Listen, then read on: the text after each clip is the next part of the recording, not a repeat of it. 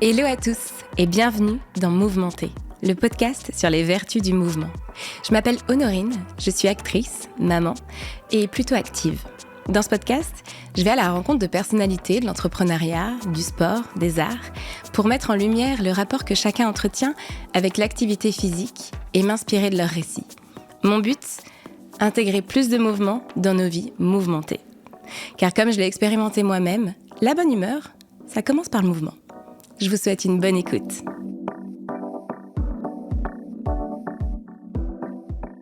Dans ce nouvel épisode, j'accueille Julie Kukierman, une coach sportive solaire et énergique. Salut Julie. Salut Honorine. Ça va ? Ça va très bien, merci. Je suis très heureuse d'être là. Merci. Écoute, bienvenue à mon micro. Écoute, je vais faire une petite présentation de toi et ensuite on passera à la conversation. Ça te va ? Super. C'est parti. Julie, tu partages ta vie entre Serre-Chevalier, dans les Alpes, où tu es coach privé, et Paris, où tu viens une semaine par mois coacher des artistes et participer à divers événements autour du sport et du bien-être. Tu as le sport dans le sang, puisque tu as fait tout ton parcours dans le sport de haut niveau. Je m'explique. Enfant, tu deviens championne de gymnastique rythmique, puis tu enchaînes avec le tennis en compétition jusqu'à tes 25 ans. Tu deviens ensuite coach de plusieurs équipes de France pour les JO de 2012 et de 2016 dans pas moins de 3 disciplines, l'escrime, le badminton et le tir olympique. Donc oui, tu as touché à tous les sports. Tu aimes le sport avec un grand S. Et puis, comme si c'était pas suffisant, il y a 2 ans, tu as lancé ta plateforme de sport en ligne qui s'appelle Move with Julie pour démocratiser le mouvement avec une méthode douce et bien à toi, que j'ai eu la chance de tester, c'est validé. Ce qui te tient à cœur, à travers cette plateforme, c'est de toucher tout le monde, quel que soit le budget, quel que soit le planning, quelle que soit la morpho. Tu te veux accessible à toutes, loin de l'élitisme du sport de haut niveau que tu as connu. Côté vie perso, parce que oui, ça compte, tu es mariée et maman de 2 petits bouts de chou de 6 et 8 ans. C'est parti pour une conversation good vibes. Julie, c'était quand la dernière fois que t'as bougé ? Aujourd'hui. Ok. Ouais, je suis venue ici en marchant. Très bien. Je marche beaucoup quand je suis à Paris. Je trouve qu'on en a déjà parlé, mais je trouve que la marche, c'est complètement sous-coté. Sous-coté. C'est génial. Et puis, tu vois, comme tu l'as très justement dit, moi, je partage ma vie entre Serre-Chevalier et Paris. Et du coup, le shift entre passer de Serre-Chevalier, la montagne, au métro, qui sont pas très bons, c'est un peu grand. Donc, dès que tu peux sortir du métro, voilà, ouais. Et autant, bizarrement, à Serre-Chevalier, je marche peu parce que je travaille énormément. Et quand je suis ici, j'en profite pour pas mal marcher. Je trouve que c'est facile à faire, ça coûte pas cher et ça fait vraiment du bien. Exactement. Et ce serait quoi ta définition du mouvement ? Alors, le mouvement, je trouve que c'est quelque chose dont on parle beaucoup en ce moment. Oui, c'est vrai. Et je trouve qu'à la fois, c'est formidable. Tu vois, comme ton podcast, je trouve ça vraiment formidable. Et en même temps, paradoxalement, je me dis que c'est quelque chose dont on ne devrait même pas parler, le mouvement.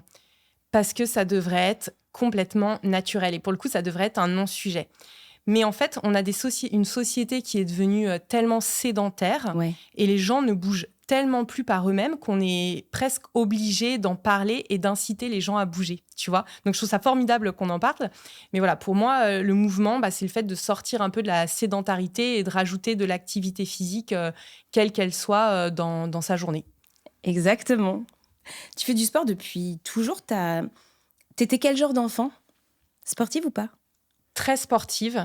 Je suis issue d'une famille sportive, donc je pense que ça aide. Mon papa était maître nageur, c'était son métier. Wow. Ma maman était championne de France de kayak quand elle était jeune.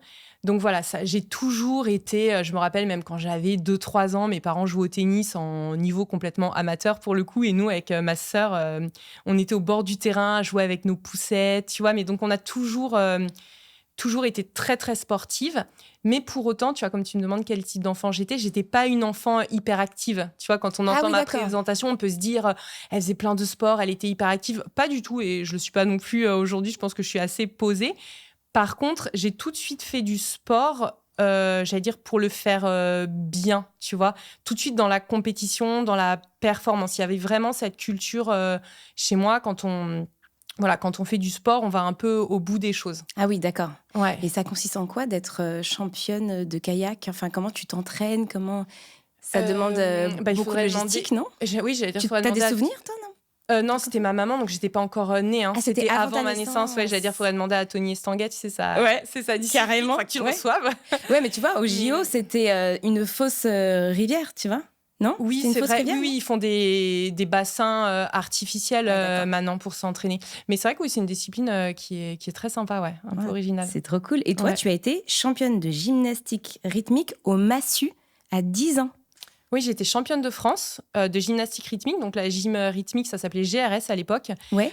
C'est la gym sur le praticable avec cerceau, ballon, ruban, etc. Et moi, c'était au massue. J'avais 10 ans. Wow. Tu vois, quand je te disais que tout de suite, j'étais un peu dans cette filière de faire tout de suite les choses à fond. Et ça m'a vraiment, pour le coup, appris très jeune la discipline. En plus, la gym, c'est quand même, pour le coup, une discipline. Il y a beaucoup de disciplines. Ouais. Déjà, des sacrifices à 10 ans, je me rappelle, vraiment. Parce que... je peux te raconter une anecdote qui me vient à l'esprit. J'étais championne de France, j'étais en CM2. Donc, tu es à la fois petite, mais tu es un petit peu grande aussi. Tu as une fille aussi, tu sais ce que c'est dans cet âge-là. Et en CM2, on recevait nos correspondants italiens dans notre classe. Tu sais, on avait un échange avec une école en Italie. Et je me rappelle que nos correspondants italiens étaient venus la semaine peut-être ou le mois avant les championnats de France. C'était pas les championnats de France, mais c'était avant. Et j'ai cette image à 10 ans, où tu es quand même tellement jeune, de tous mes amis, les familles, ma famille et les autres familles s'étaient regroupées pour aller au Buffalo Grill, pour te dire comme ça m'a marqué, au Buffalo Grill. Et moi, j'avais raté ce restaurant. Non, et j'avais raté toutes les sorties le soir un peu sympa pour aller m'entraîner dans un gymnase en plus pourri avec mon équipe. Et ça, c'est vraiment quelque chose qui m'a marqué. Pas du tout traumatisée, hein, j'en garde au final un bon souvenir. Mais tu vois, déjà d'avoir ce sens du sacrifice de tu veux faire du sport de haut niveau, tu mets les moyens. Est-ce que tu comprenais à l'époque pourquoi il fallait faire ces sacrifices ? Oui, je pense. Oui, parce que l'objectif était annoncé. De devenir, en l'occurrence, là, l'objectif était vraiment d'être championne de France et on l'a été. Après, je dis pas, j'érige pas ça en modèle, c'est-à-dire que je dis pas, c'est pas une incitation, faites pour les mamans, faites ça forcément avec vos enfants. Moi, j'en étais très heureuse, mais je dis pas, il faut absolument avoir ce modèle d'éducation sportive pour les enfants. Donc, tu recommanderais d'avoir une enfance très sportive ou tu dirais plutôt de laisser les enfants tranquilles ? Non, entre les deux, vraiment. Un équilibre ? Oui, vraiment. Après, s'il y a des enfants qui ont envie de faire du sport de haut niveau, je trouve ça formidable. Et oui, encouragez-les, vos enfants.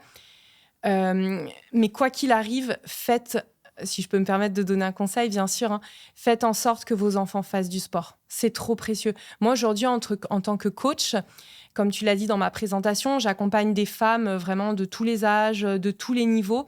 Et j'accompagne des femmes qui ont 35, 40, 45 ans et qui se mettent au sport aujourd'hui avec moi. Donc, je trouve ça formidable et je suis ravie de les aider. Mais elles ont toutes la même phrase à me dire « si j'avais commencé plus tôt, c'est dur » parce qu'elles n'ont pas eu cette culture sportive enfant. Et c'est dur de s'y mettre après. Et le sport, ça fait tellement de bien. Tu sais ce que c'est, hein, ouais. Autant physiquement que mentalement. Voilà. Donner cette éducation, cette culture du mouvement, donner cette éducation sportive à vos enfants. Peut-être qu'après, ils changeront de sport. Peut-être que quand ils seront étudiants, ils vont arrêter parce qu'entre les soirées étudiantes, les études de médecine, peu importe, ils auront peut-être une période où ils vont arrêter, où ils vont manger McDo, voilà. Mais c'est pas grave, c'est vraiment inscrit dans leur patrimoine, dans leur corps, et ils reviendront. Il y a une mémoire. Ouais, ils reviendront plus tard dessus. Et tu penses que ce qu'ils font à l'école, ça suffit ou qu'il faut les mettre à un autre sport ? Non, ça suffit pas. Ça suffit pour pas. Moi, oui. Il faut mettre. On développe autre chose dans les associations, dans les clubs, quel que soit le sport. Tu as une rigueur, c'est-à-dire que même si tu n'as pas trop envie d'y aller, tu y vas quand même. Tu suis un entraîneur, c'est quand même plus intensif. C'est des entraîneurs qui sont formés pour, à la différence des professeurs des écoles qui peuvent pas tout faire. Mm-hmm. Donc non, faites du sport en plus de l'école. C'est trop précieux. Et toi, tes enfants, ils font du sport ? Alors, ils ont 6 et 8 ans, ils sont tout petits, hein, mais... Oui, ils en font. Ouais. J'en parle pas souvent de mes enfants, mais oui, ils en font. Ils font du badminton. Ouais. Et j'allais dire, ils suivent, c'est pas très humble ce que je vais dire, non, j'allais dire, ils suivent le chemin de leur maman. Ils font du sport de haut niveau. Voilà, ma petite fille, elle est numéro 1 française dans sa catégorie en badminton. Bon, ça a le temps de changer. Hein. C'est dit vraiment sans prétention. Et en plus, je les affiche pas du tout sur les réseaux. J'en parle vraiment jamais. Donc, que ce soit pas mal interprété. Mais bien sûr. Voilà, eux, ils sont partis dans cette filière de sport de haut niveau. Ils feront peut-être pas les Jeux Olympiques, mais c'est pas grave. Ce qu'ils vivent là aujourd'hui en compétition, je pense que c'est merveilleux. Ça leur donne des valeurs. Un socle, voilà. Mais voilà, ça, c'est le parcours qu'on a peut-être choisi un peu pour eux parce que moi, je suis issue du sport de haut niveau. Mon mari est coach de ski, donc il est dans le sport aussi. Oui. Mais ce qui est vraiment important, c'est de donner cette culture du sport, de faire du sport devant vos enfants. Je crois que tu en fais, toi, devant ta fille. Ouais, mais alors moi, j'ai un peu l'exemple inverse. Pour la petite anecdote, moi, j'avais mis ma fille au judo un peu par pression sociale parce que j'avais toutes les mamans d'école qui me racontaient « Ah, moi, mon fils, il fait ceci, ma fille, elle fait ceci et tout. » Et j'avais l'impression que j'étais une mauvaise maman parce que j'avais pas mis ma fille en post-scolaire, tu vois, en activité périscolaire, quoi. Et elle avait, je sais pas, 4 ans et je l'ai mise au judo pour ça. Elle a pas du tout aimé. Ça nous a coûté beaucoup d'argent parce que c'était pas remboursé. Donc, on a dû payer l'année entière. Elle a fait 2 cours. Mais c'est bon, c'était mort. Elle a détesté le judo. Ça l'a dégoûté. Ouais, elle a dégoûté. Et en fait, après, j'ai laissé tomber. Et bizarrement, j'ai poussé la porte d'une salle de boxe pour moi, mais elle était avec moi. Et elle a été subjuguée par la salle. Et elle m'a demandé, maman, est-ce que je peux faire de la boxe ? Mais incroyable. En plein milieu d'année, c'était vraiment imprévu. Et j'ai demandé s'il y avait des cours pour enfants. Et il y en avait, on l'a inscrite. Et là, elle réclame la boxe, mais toutes les semaines. Donc, on va à la boxe toutes les semaines. Mais elle a 6 ans, tu vois, j'ai attendu ses 6 ans. Donc, je me lâche. Je trouve qu'après, on met beaucoup, beaucoup de pression sur la tête de nos enfants, tu vois. Oui. Mais c'est pour ça que je disais, voilà, moi, c'est le chemin que nos enfants ont pris. Ça s'est fait presque naturellement, tranquille. Et en fait, elle a que 6 ans. Moi, je parlais plutôt des enfants de peut-être 8, 9, 10 ans, qui fassent un sport. Et même si c'est une fois par semaine, mais au moins qu'ils fassent une activité en club, je pense c'est quand même précieux. J'ai regardé l'escrime pendant les JO. Est-ce que ça peut être un bon sport pour les enfants, justement ? Ouais, moi je trouve que c'est un magnifique sport, l'escrime. Je connaissais pas trop avant de travailler avec l'équipe de France d'escrime. Ok. Et enfin, je connaissais le côté bien sûr physique, musculation, etc. Parce que moi je m'occupais de cette partie-là. Mais c'est un sport qui est magnifique, qui est très classe, avec des très belles valeurs. 100% validé. Un peu comme les sports de combat dans les valeurs, parce que c'est quand même t'as un adversaire contre lequel il faut que tu te battes. Bon, t'as un adversaire dans tous les sports. Oui, mais dans tous les sports, tu n'es pas en confrontation directe. Tu vois, par exemple, en gym, tu fais ton enchaînement sur le praticable, les autres passent après. C'est pas un affrontement direct. Voilà, là, exactement. C'est un affrontement, là. Voilà, là, c'est un affrontement. Je trouve que c'est super parce qu'il y a cette notion d'affrontement direct et en même temps, c'est, tu sais, l'escrime, c'est un peu une histoire française, tu vois. Et ça a ce côté vraiment, où tu respectes l'adversaire. Noble. Voilà, noble. C'est noble. J'ai cherché le mot exactement. Ouais. Oui, je vois très bien. Comme le noble art qui est la boxe. Oui. Et d'ailleurs, toi, tu vis aussi à la montagne. Est-ce que tu profites de ces moments en montagne pour faire des activités plein air, en solo ou même avec tes enfants ? Eh bien, pas tant que ça. Ah ? Oui, c'est un peu étonnant. Et d'ailleurs, j'ai mis du temps, pour être honnête, à l'assumer parce que... à la montagne, il y a une vraie culture outdoor, sport de plein air, randonnée, ce qui est formidable. Et ce que je trouvais formidable quand j'habitais encore à Paris, parce que j'ai grandi en région parisienne. Quand je suis partie à Serre-Chevalier, je me suis dit, je vais passer mes journées sur les pistes de ski. Voilà. Et en fait, d'y être pas tellement, parce que moi, je fais beaucoup de renforcement musculaire, de pilates, de yoga, on en parlera peut-être après. Oui. Donc, pas tant que ça, mais par contre, en fait, je profite presque de manière, j'allais dire, passive, inconsciente de l'environnement. Quand j'ouvre la fenêtre de chez moi, j'ai vu sur les montagnes. Et en plus, c'est vraiment, comme je viens très régulièrement ici à Paris, c'est vraiment quand je viens à Paris que je me rends compte de la chance que j'ai d'être au milieu de ce cadre incroyable. Donc, je l'utilise pas tant que ça pour le sport, parce qu'aussi, je travaille beaucoup et j'ai une vie bien remplie. Mais par contre, vraiment, le bon air, la vue, ça me nourrit forcément inconsciemment. D'être dans cet environnement. Bien sûr. T'as suivi Roland-Garros cette année, alors ? Oui. Ouais. Ça s'est bien passé. Ça s'est mal fini pour notre Française, mais c'était plutôt pas mal. C'était un beau Roland-Garros. Ouais, c'était incroyable. Et en fait, je me suis dit... tu vois, quand j'ai vu cette jeune, là, Loïse Boisson, qui fait demi-finale avec tout le parcours qu'on connaît, blessée avant, etc., je me dis c'est aussi pour ça qu'on fait du sport. On fait du sport à la fois pour le côté, selon moi, bien sûr, pour le côté bien-être, un peu dont on parlait au début, quand on parlait du mouvement, se sentir... Il y a toute cette dimension bien-être, se sentir bien dans son corps, bien dans sa tête. Et le sport, ça fait aussi vivre des émotions. Et là, ça me rappelle vraiment mon passé de sportif de haut niveau et de quand j'entraînais des sportifs de haut niveau. Et je me dis, il n'y a que le sport. Enfin non, il y a aussi l'art, la culture. J'allais te le dire. Voilà, qui fait vivre toutes ces émotions. Ouais. Et ça, je trouve ça incroyable. Ouais. Je me dis, c'est... Gagner, je pense, la sensation de gagner en tant qu'athlète. Je suis même pas sûre qu'en tant qu'artiste, tu ressentes quelque chose de si fort. Je suis pas certaine. Ah bah... Tu moi, vois, ou alors quand tu gagnes peut-être un César, un Oscar, Moi, j'y pense souvent. Enfin, je vais pas au théâtre tous les 4 matins, mais quand je vais voir des représentations au théâtre ou des comédies musicales, et tu sais, qui font à la fin, je me dis, vraiment, à chaque fois, ça me rappelle le sport. Et je me dis, cette bouffée d'amour du public, cette standing ovation qu'ils reçoivent, ça doit être des émotions quand même similaires à celles du sport. C'est vrai que dans le spectacle vivant, il doit y avoir la reconnaissance du public. Effectivement, enfin, à la fin des représentations, qui doit être un peu similaire. Oui, et alors que oui, toi, c'est vrai qu'à la base, tu parlais plus, comme c'est plus ton domaine du cinéma ou de la télé. Ouais. Oui, c'est plus du coup quand tu reçois les prix, parce que sinon, t'as pas le public en direct, en fait. Mais c'est vrai que les chanteurs sur scène, les comédiens sur scène, ça peut être un petit peu comme les athlètes quand ils jouent, quoi. Oui, complètement. C'est vrai, c'est un parallèle que j'avais jamais fait. Complètement. Et d'ailleurs, c'est pour ça, moi, aujourd'hui, que j'ai beaucoup d'artistes qui m'appellent pour que je les coach. Et qui me disent, on veut que tu nous coaches comme tu as coaché les athlètes olympiques, en fait. Ah bon ? Pour dire, oui, vraiment. Moi, je coach beaucoup d'artistes qui me disent, on veut que tu nous prépares comme tu as préparé les athlètes pour les Jeux Olympiques. Alors, on n'a pas du tout le niveau Jeux Olympiques, loin de là, mais la mentalité, l'état d'esprit est le même. Mais c'est vrai, et de plus en plus, parce que c'est un truc très américain, en fait, les artistes américains sont très dans la performance, et du coup, ils s'entraînent énormément. Et on commence à comprendre ça aussi en France, qu'on a besoin de coachs. Bien sûr. De coachs de répétition, de coachs pour un rôle, et de coach aussi physique. Donc c'est vrai que ça devient un peu plus dans les mœurs et la culture française. Je pense, et c'est bien. C'est trop bien. Ouais. Tu as été coach de l'équipe de France masculine d'escrime en 2012. Et à l'époque, c'était complètement avant-gardiste d'avoir une coach féminine pour une équipe masculine. Est-ce que tu peux nous raconter ? C'était comment ? Ouais, c'est vrai que c'était fou à l'époque. Je pense que même encore aujourd'hui, c'est assez rare, mais 2012, c'était il y a 13 ans quand j'y réfléchis. Et eux, c'était un vrai choix. Je me rappelle qu'à l'époque, l'équipe de France d'escrime donc, était championne olympique en titre. Ils avaient gagné les JO à Pékin en 2008. Et à l'approche des futurs Jeux olympiques de 2012, ils étaient un petit peu en difficulté.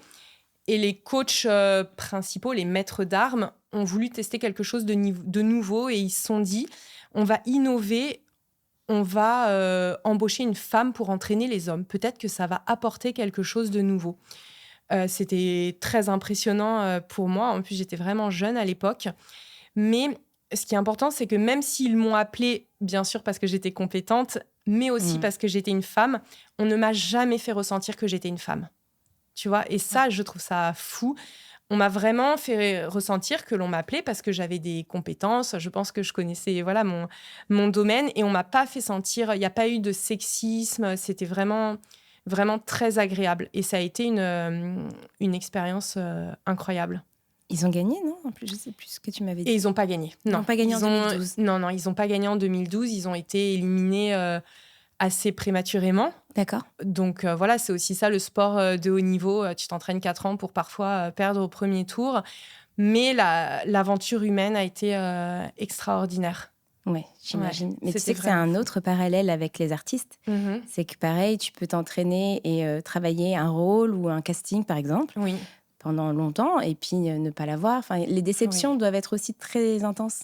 Bah, je pense que c'est dans les deux domaines, comme tu le dis, en fait, c'est vraiment des montagnes russes. En fait, on parlait d'émotions avec Loïs Boisson à Roland-Garros. C'est vraiment ça, en fait. Et moi, c'est aussi ce qui me fait vibrer. Je pense que comme vous, dans votre métier, voilà, c'est montée d'adrénaline. Tu dis, on vit pour quelque chose, on se sent vivante. Enfin, moi, c'est ce qui me sent vivante. Ça fait sentir vivante. J'adore ça. Mais par contre, il y a aussi des moments plus compliqués. Exactement. C'est vraiment des parallèles incroyables.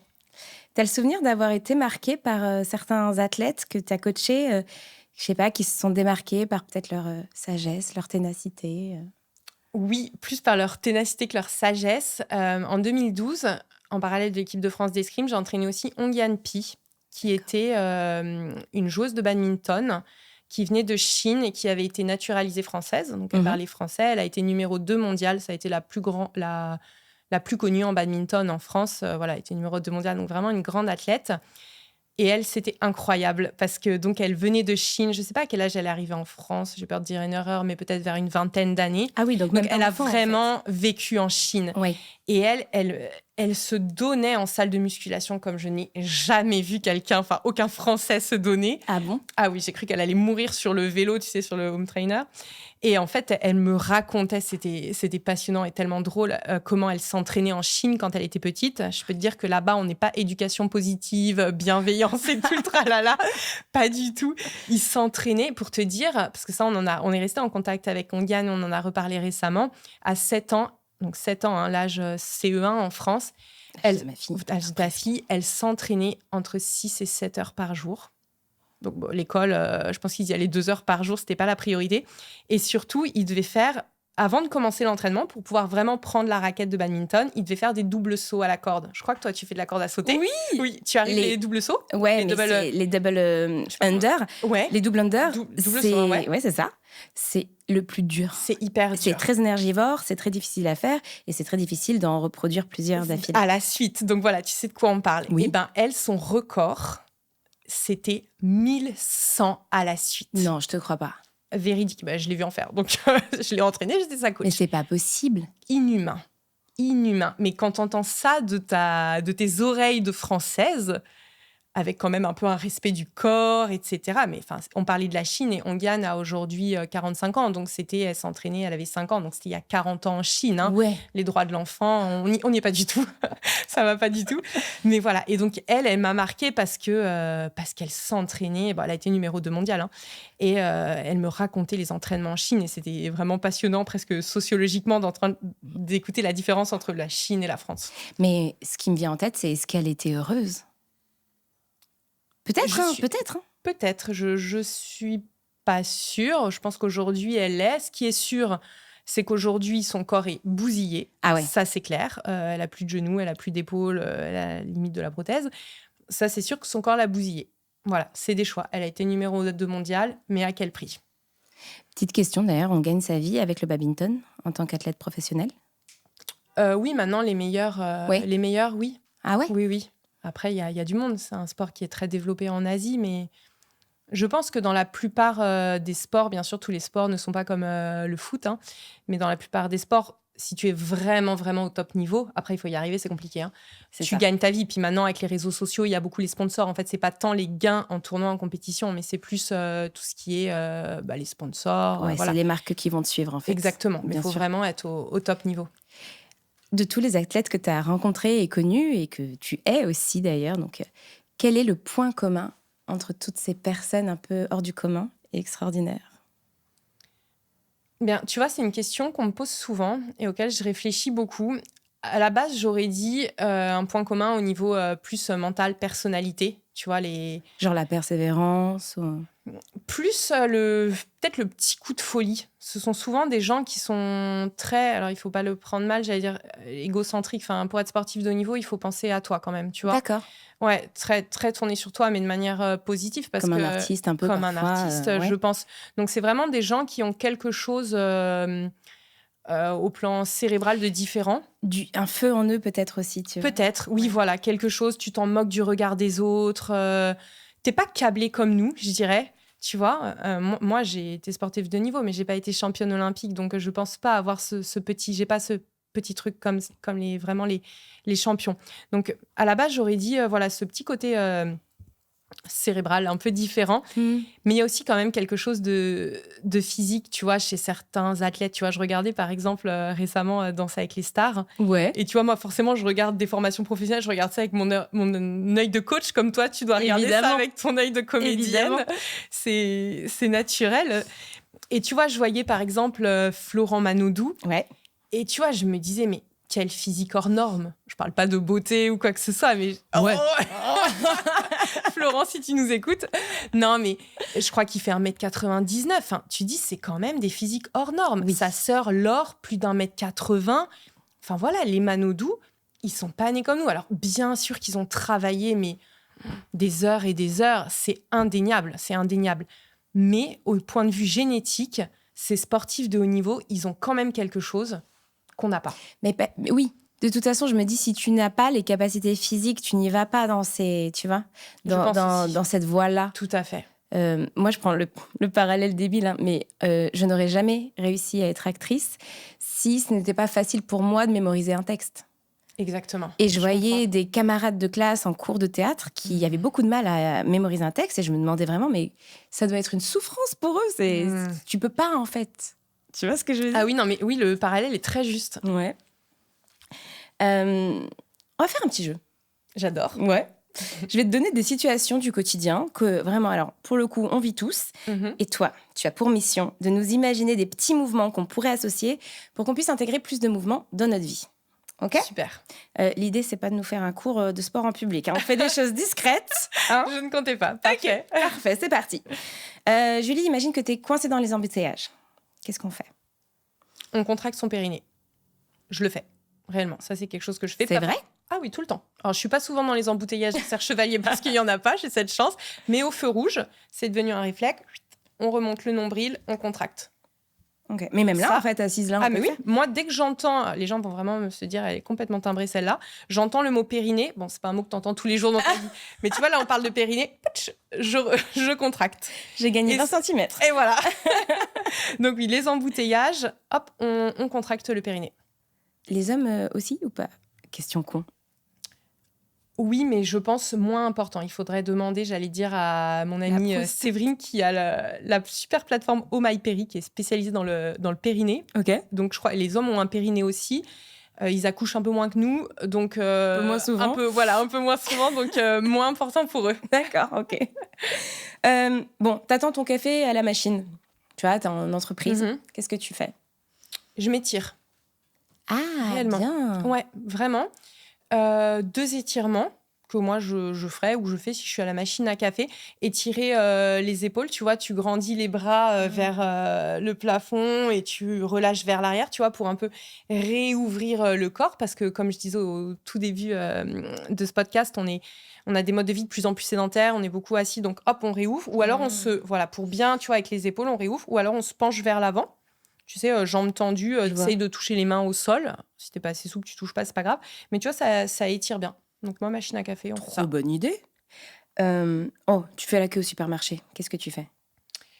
Elle est dure, celle-là. J'allais dire rien. Voilà, le regard des autres, bon, tu peux t'en affranchir, mais... Tu fais rien, tu restes là. Ouais, alors en sport, je fais rien. Et j'essaye, autre combat de nos vies, à part le sport, être moins sur le téléphone. J'allais dire, essayer de ne pas scroller. Et moi, j'essaye maintenant d'avoir toujours un petit roman de poche dans mon sac à main.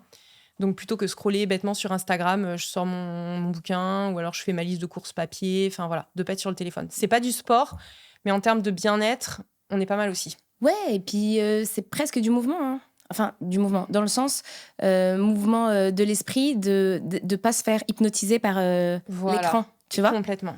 Bien joué. Ok. Tu ranges tes courses à la maison. Qu'est-ce que tu fais ? Je le fais aussi, ça. Je gaine. Là, tout de suite, je prends le réflexe de bien gainer et je me mets en mode efficacité, c'est-à-dire d'aller vite. À la fois, ça fait gagner du temps parce qu'on a autre chose à faire que ranger les courses. Et en même temps, ça te fait faire pas du sport, mais du mouvement. Tu vois, plutôt que faire ranger tes courses en étant toute mollassonne, bam, bam, bam, tu te mets en mode efficacité, on contracte bien et on y va efficace, rapide. On peut même faire des squats, tu sais, pour se baisser. Parce que comme ça, on se fait pas mal au dos. On se fait pas mal au dos, oui. Même si, tu sais, on est un peu revenu là-dessus. Avant, on disait, quand on se baisse pour attraper un stylo, quelque chose qui est tombé par terre, on descend en squat, dos bien droit. Ah, je me souviens très bien. Voilà. Maintenant, il y en a qui disent, et moi, je suis assez d'accord avec ça, le corps doit être fait pour aussi te pencher le dos rond. Enfin, je veux dire, la vie, c'est pas que rester droite à faire des squats parfaitement. Tu vois ce que je veux dire ? Donc, quand tu ranges tes courses, oui, si tu as envie de faire des squats, mais parce que là, tu fais exprès de faire un squat, oui, c'est très bien. Ça te rajoute un peu de muscu des quadriceps. Mais dans la vie de tous les jours, si tu as besoin d'attraper quelque chose, ton portable qui tombe ou quoi, là, tu peux te baisser naturellement. Et heureusement que notre corps est bien fait. C'est pas normal, si tu veux, les gens, et moi je le vois en séance de coaching, où j'arrive et les gens me disent je me suis bloqué le dos, comment t'as fait ? Je me suis penchée en avant et je me suis bloquée. Non, il y a un problème. C'est que t'es pas assez musclé, c'est que t'es pas assez étiré. Bien sûr. Tu vois ? C'est bien que tu dis ça parce qu'on a été élevés avec cette utopie qu'il fallait descendre, faire attention quand on porte une caisse et tout. Ouais. Ok. Tu bosses toute la journée au bureau. Qu'est-ce que tu fais ? Tu vas marcher. Ah ouais. Tu vas Genre marcher sur ta pause déj ou... sur ta pause déj ou alors quand tu as fini, si tu n'as pas les enfants à récupérer, ou que tu peux. On se sait. Voilà, mais quand même, mais tu vas marcher. C'est pas possible aujourd'hui de passer des journées assis à un bureau. Bon, ça, c'est OK parce que le travail nous l'oblige.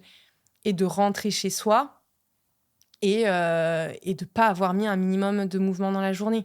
Alors, bien sûr, il faut nuancer. Ça, c'est surtout pas valable si on a un enfant en bas âge qui fait pas ses nuits, Mais bien sûr. on a des périodes un petit peu difficiles dans notre vie. Soyons tolérantes et bienveillantes avec nous-mêmes. Mais n'empêche qu'il y a quand même beaucoup de gens, moi je le vois vraiment parce que c'est mon métier, où je leur dis, mais tu vois, qui ont des enfants qui sont grands ou qui n'ont pas de personnes à charge chez eux. Je leur dis, mais voilà, essaye d'aller marcher, même 20 minutes. On ne parle pas d'aller marcher 2 heures, même un quart d'heure.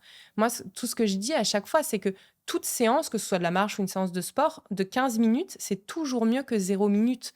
Et c'est pas possible de rentrer de sa journée de travail et d'avoir été assis toute la journée et de ne pas avoir mis un minimum de mouvement dans sa journée. Et d'ailleurs, tu parles très très bien de durée dans le temps. C'est-à-dire que tu dis, il vaut mieux que tu fasses une séance de sport toute ta vie, par semaine, plutôt que de te faire 3 mois où tu es à fond et puis après 6 mois de canapé, quoi. Ouais. Ça, t'en parles très très bien, mais on va revenir à ta méthode après. Avec plaisir. Bon, le dernier de notre petit jeu, et on revient à nos questions. T'es en train de mater Netflix. Ah bah, tu fais rien. Tu mates Netflix. Parce qu'il y a... Ah non, mais je suis très cycle, tu sais. Ouais. Il y a un temps pour tout, en fait. Quand tu fais... Il faudrait, dans l'idéal, mais là encore, parfois, c'est dur à faire, hein, même pour moi, même si c'est mon métier, mais il y a un temps pour tout. C'est-à-dire que quand on fait du sport, on fait du sport. Quand on travaille, on travaille. Voilà, et si dans ta journée, tu as bien travaillé, tu as fait ta demi-heure de sport, eh ben, quand tu mates Netflix, tu te vides le cerveau, tu culpabilises surtout pas, parce c'est un peu ce que tu disais au début avec Instagram, etc. On est tout le temps dans la culpabilité, dans des injonctions de toujours plus. Non, tu as le droit le soir, moi je suis la première à le faire, hein, à mater Netflix, pas forcément un truc hyper intellectuel et repos. Et tu te couches pas trop tard. Ouais. Et par contre, le lendemain matin, si tu peux mettre ne serait-ce que 10 minutes plus tôt le réveil et te faire une petite séance de déverrouillage avant de démarrer ta journée, c'est super. Et même allongé dans ton lit, hein, tu t'étires. Bien sûr, ouais. voilà. Ouais, je suis d'accord, et c'est très déculpabilisant parce qu'effectivement, d'ailleurs, mon petit jeu en est la preuve, on se dit comment on peut être plus productif, comment on peut rentrer 2 activités en une et tout. Mais parfois, on peut aussi faire cycle par cycle, et c'est très bien. Oui. Ouais. Mais j'allais dire ton jeu est parfait. Dans le sens où, voilà, le sujet, c'est vraiment de rajouter du mouvement dans nos vies, parce que comme je le disais au début, on parle de mouvement parce que malheureusement, les gens, et c'est vraiment un fait, c'est réel, ne mettent plus de mouvement dans leur vie. Ouais, mais c'est pas de leur faute, c'est genre la société qui est devenue comme ça. Bien sûr, moi je critique pas, mais non, je sais. Réveillons-nous. C'est ça. J'espère. C'est notre responsabilité quand même de changer les choses. Oui, voilà, avec beaucoup de bienveillance, hein, parce que les femmes qui n'arrivent pas à passer outre cette sédentarité, c'est qu'il y a un vrai blocage. C'est pas un caprice. Donc, soyons bienveillantes avec elles. Mais vraiment, oui, réveillez-vous et mettez du mouvement parce qu'on se sent tellement bien derrière. C'est clair. Tu as créé une méthode qui est très douce. Et toi, tu es très sportive, très active. Donc, je me suis demandé pourquoi. Est-ce qu'on peut un petit peu aborder la méthode Move with Julie ? Oui. Donc, ma méthode, Move with Julie, en fait, c'est vraiment un mélange de yoga, de pilates, de renforcement musculaire et de stretching. Oui. Il y a vraiment ces 4 dimensions au sein de chaque série, tu vois, dans la séance, en fait. Et j'ai créé cette méthode parce que, justement, à cause ou grâce à mon passé de sportif de haut niveau et d'entraîneur, je me suis rendu compte à quel point le sport, quand c'est fait de manière brutale, de manière intensive, ça pouvait abîmer les corps. Et moi, mon objectif, c'est vraiment que les gens, et que moi-même, je suis ma première cliente, puissent faire du sport toute leur vie. Donc voilà, j'ai voulu créer cette méthode qui est douce, mais qui pour autant fait très bien travailler. Et on peut avoir les abdos bien dessinés en faisant ma méthode. Donc on travaille bien. Mais par contre, on ne va pas ressortir avec des courbatures qui font que pendant 3 jours, on ne peut pas marcher. Et surtout, on ne massacre pas le corps. Notre corps, il est fragile. Encore plus nous, les femmes, on parlait tout à l'heure de périnée, mais même les articulations, les épaules, les genoux, les hanches, prenons-en soin pour vraiment pouvoir durer toute la vie. Parce que c'est bien beau de faire du sport très brutal. Et je comprends, tu vois, les gens qui ont besoin d'aller dans une salle, faire du crossfit avec la musique à fond, l'adrénaline. Je le comprends tout à fait et il n'y a aucun souci avec ça. Le problème, c'est que quand le corps n'est pas préparé, on se blesse. Donc, si vous faites ça, mais que vous êtes déjà affûté, il n'y a aucun souci. Le problème, c'est que plein de gens vont faire ça alors qu'ils ne sont pas le corps préparé et ils se blessent. Et ils ne peuvent plus faire de sport. Et ils sont encore plus malheureux, du coup, parce qu'ils se retrouvent sédentaires. Bah ouais. Il faut y aller par étapes. Et puis, Exactement. Ça me rappelle les cycles dont tu as parlé. Pour une femme, typiquement, au début de ton cycle, tu n'as pas la même possibilité d'aller faire des sports très, très, très énergiques qu'en fin de cycle. Ouais, donc, il faut aussi s'écouter. Et bien sûr. Les deux peuvent être alignés, tu vois, mais c'est juste des complémentaires. C'est juste des moments, en fait, dans ta journée, dans ta vie, dans tes périodes de vie, quoi. Bien sûr, ouais. En parlant de sport un peu plus doux, comment on pourrait motiver nos mecs à se mettre un peu plus au pilates et un peu moins au marathon et compagnie? On peut pas. C'est mort. Non, mais pourquoi c'est dur, il y a que des femmes? Je pense que c'est un peu la faute, entre guillemets, j'allais dire, à la société, aux réseaux sociaux. Tu vois, le Pilate, qui est une discipline merveilleuse, mais il y a tout un branding qui s'est construit autour. Tu bois du matcha. Non, mais c'est vrai. et j'adore ça, mais... Ouais, guilty. Voilà. Donc, je pense que les hommes associent un peu le Pilate à ça et qu'il faut un peu déconstruire ça. Ouais. Donc, comment les y mettre? En leur faisant tester. Bon courage pour leur faire essayer et qu'ils se sentent bien. Et moi, j'ai fait tester une fois mon mari du yoga. C'était pas du Pilate. C'était pas devant tout le monde. C'était une séance. On n'en est pas encore au stade d'aller dans le studio sur le Pilate Reformer avec tout le monde. Mais on était à la maison et... il est sorti de la séance en disant « Ah, ça fait du bien, il faudrait faire ça toutes les semaines. » Il n'en a jamais refait. Il n'en a jamais... Il a fait quand même une séance dans sa vie. C'est un premier step. J'ai l'image, c'est tellement drôle. Mais c'est ça, moi c'est pareil. Mon mari, il est venu faire un cours de yoga. Enfin, il est venu, non, à la maison, comme toi. Oui. Et il dit « C'est très bien. » Mais jamais il en a refait. Après, s'ils font, j'allais dire, tu disais, des marathons, si à côté ils bougent, c'est pas grave. Ouais, bien sûr. Le problème, c'est qu'ils ont quand même beaucoup à avoir mal au dos, à être très raides, et les faire s'étirer un peu, réouvrir le corps, ne leur ferait pas de mal. Mais... C'est joliment dit. Voilà. Imagine, je fais un coaching avec toi, on ferait quoi? Non, mais parce que peut-être que ça dépend dans tes coachings privés. J'imagine que tu fais en fonction de si la personne est sportive ou pas déjà. Bien sûr. Donc nous, ce serait 2 fois par semaine. Ce serait quoi? J'adore. Moi, je te ferais pas partir sur quelque chose de cardio parce que tu le fais déjà très bien et que t'as pas besoin de moi pour ça. Voilà. Moi, je te ferais faire 2 choses différentes. Je te ferais faire vraiment ma méthode pour réouvrir le corps, bien le réétirer. Tu vois, ce qui est très complémentaire déjà de tout le cardio que tu fais. Voilà, parce que le problème, c'est que quand on se muscle beaucoup, on a tendance à se raidir un peu. Donc, je te ferais réouvrir tout ça. Je pense que ça te ferait du bien. Et puis, ça te poserait aussi, tu vois, même pour ton métier. Et après, je te ferais aussi du renforcement musculaire avec poids, pour le coup. C'est aussi important de soulever des poids. Et vu ton profil, vu ce que je vois, je te ferais un peu soulever de la masse. J'adore ça. Voilà. C'est quoi l'aspect positif à prendre un coach quand on veut commencer le sport? Ça peut aider quand on ne connaît pas? Alors oui, il y a effectivement 2 cas de figure, c'est-à-dire que pour les femmes qui partent de niveau un peu zéro, ça permet de bien se placer, tu vois, pas faire le gainage en se faisant mal au dos, donc vraiment d'apprendre les bases. Donc ça, c'est pour celles ou ceux qui n'ont pas un profil sportif à la base.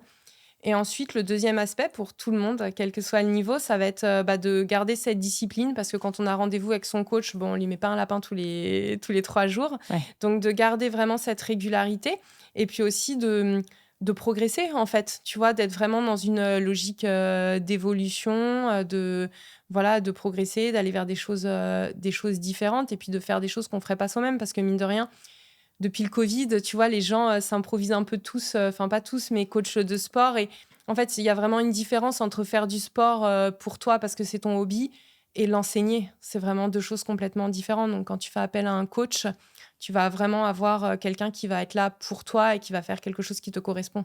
Oui, et le regard de l'expert. Exactement. C'est vrai qu'on a tendance un peu à faire notre cuisine aujourd'hui. Oui. Ouais. Beaucoup depuis le Covid. Alors, c'est bien, toujours pareil, parce que les gens se mettent au sport et ça, on ne va pas le critiquer. C'est vrai. C'est formidable.